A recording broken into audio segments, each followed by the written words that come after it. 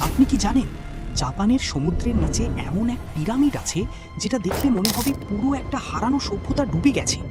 এর নাম Yonaguni monument. 1986 সালে ডুবুরি কিহাচিরো আরাতাকে এটা খুঁজে পান জাপানের ইয়োনাগুনি দ্বীপের কাছে, সমুদ্রপৃষ্ঠের প্রায় 25 মিটার নিচে। সবচেয়ে ভয়ঙ্কর ব্যাপার, এই কাঠামোটা দেখতে একদম মানুষের বানানো স্টেপ পিরামিডের মতো। প্রায় 50 মিটার লম্বা, 20 মিটার চওড়া, সোজা লাইন, তীক্ষ্ণ কোণা, বিশাল ধাপ, যেন পানির নিচে লুকানো মন্দির। কিছু গবেষক বলেন এটা 5000 বছরেরও পুরনো ডুবে যাওয়া শহরের অংশ হতে পারে। আবার ডুবুরিরা সেখানে 60 থেকে 100 ফুট লম্বা টেরেসও দেখেছে।